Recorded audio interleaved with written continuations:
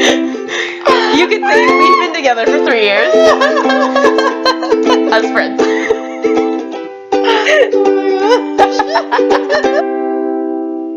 Welcome back to the podcast. We're on the air again. Emily and Mickey, FNITIT. Yeah, for those of you who are first-time FNITIT listeners, FNITIT stands for Females. Not In Tech. In Tech. So, yeah. So what does that mean, FNITIT? Females not in tech, you may ask? Yeah, they're asking. You tell them. So what it means is females who are not technical but have found themselves in a very technical environment as a career or job or Hobby. Relationship. And so we're just addressing some of the experiences that non-technical people have in these very technical worlds. And its challenges and fun. But first we we reflected on our last podcast and realized that we didn't introduce ourselves or what the heck we're doing, so we'll do that really quickly. Yep, so quick recap here. Mickey and Emily were co-founders of a tech business called Backer, where we're creating a software tool to help content creators like ourselves. Haha, see that? Horse room. Help content creators manage their online audience. So through this journey so far, this is kind of where we came up with the idea of FNITIT, because we don't understand tech, but here we are. Yeah, here we are selling this shit to all the tech people. Selling. Yep. So there's us two, and we have 3 other co-founders. Technical co-founders. Yep. Duncan, Devo, and Pascal, which we did mention in the first podcast and realized that some people might not know who they are. So we just wanted to give a brief intro. Yeah, maybe we can talk a little bit about what type of tech they're interested in. Big data. Duncan Cameron Stanky, big data, loves that kind of stuff. Devo, likes to dive into the internet as a hobby. Says his entertainment and in his free time is opening a new tab. Whole new world is just one tab away. Yeah, and Pascal, I say he's a niche tech guy. Just likes to solve problems. Built a bot once to solve problems on Trivia HQ, I heard. Won thousands of dollars, I heard. Yeah, probably got banned. Didn't hear about it, but plausible in the tech world. So yeah, what do you want to talk about today?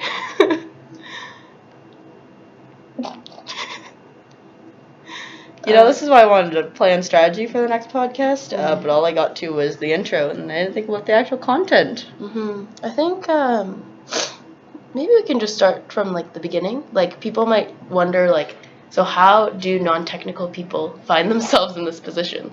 How can someone with an iPhone 5 be founding a data analytics company, That's a good question. Yeah. Do you know anyone like that? At least one in my small network. But yeah, I guess, were you interested in tech before starting, being a part of Backer? And is this something that you thought you'd see yourself as in there as career? What? Okay, and for the next episode, we'll talk about English as a non-technical English person. But for now, I don't know. I think when I was thinking about starting a company, I wanted to tackle a problem that could scale really quickly, and because our world is just so digital and everything's moving to tech and AI and all this cool stuff's happening, that I thought that it's definitely a route that I'd want to go in, but because I'm not technical, I wasn't sure. Obviously I knew I couldn't do it on my own, so I'm not sure the feasibility of how to do those kind of things. But I was definitely SaaS and can just scale so quickly. That's why I was For those that don't know, what does SaaS stand for? Oh, well, let me tell you. Software as a service. SaaS. Capital S at the beginning, capital S at the end. And so what is a SaaS product, and what is an example of one? So a SaaS product is a software application, I guess you can call it, or product. Yeah. That what is the definition of SaaS that you can use as a service? So like Salesforce. Okay. Usually it's like subscription based. Mhm. It's a pretty good definition, I think. Backer is gonna be one. Will be a SaaS product. Mm-hmm. But SaaS products are taking over the world. That's what I've heard. So. Yeah. What about you, Mix? I think that definitely for me, I wasn't planning to go into tech because I suck at it, and I don't like my outlook before was like it's just not my strength. Like I don't really want to. Like why don't I just do something that I'm good at? So I don't know if you remember, but in the first phases of our company when we didn't have an idea yet, I was really pushing sports, and I was really pushing gift giving and weddings. And, turns out that I don't think that our team is best suited for gift giving and weddings, but we're better in tech. So that's how I found myself in tech. And, I think that at this point, my mindset has definitely changed on tech, and and anything else, I guess. It's like if there's something that's tech is a very broad, big, bucket of knowledge. And if there's something like that it's not actually that hard to learn it, and the barrier to entry is easy. You just ask a friend or Google it, and you can kind of get that first step in. And I feel like once you get that ball rolling, it's really not that scary anymore. But when you're standing on the outside of it, it's really I don't really care because I don't know, So it's been a good learning opportunity, and definitely a steep learning curve. Again, with all of those words. Yeah, acronyms. So should we get back to the tech words segment of the podcast? And back to the segment where we say tech words and try to know what they mean. Yep. This week's tech word. Call. Call. Good word. You want to take a jab at call? See, I'm not too sure. I know it's when you're coding, and there's call function. Yep. And what does it do? Calls on some data. Retrieves some data, maybe.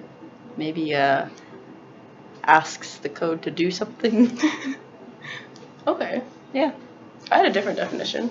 Oh. Because I don't know what the definition is, but I thought it was when we work with APIs in applications. Mm-hmm. I thought a call was I guess it's the same thing. Just you ask the API to do something, right? Is it a piece of code?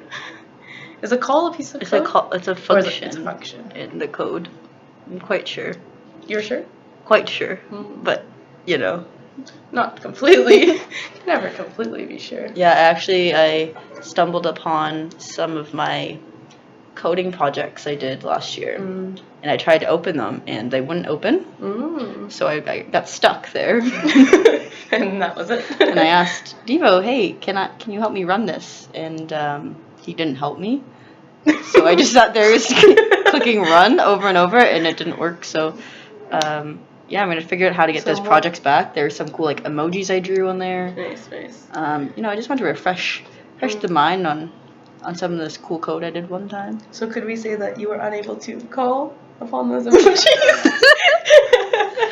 Call function did not work for me. Yeah. I don't think I was using a call function. No? I don't know. Well, if any listeners out there know how to call upon Emily's functions or know what call means, give us a ring. Call me if you know how to call me. All right. I think that's enough. Okay. Thanks for listening yet again, and stay tuned for our next podcast, which may be coming out next week or next month or next year. Who knows? Who knows? See you later. Bye.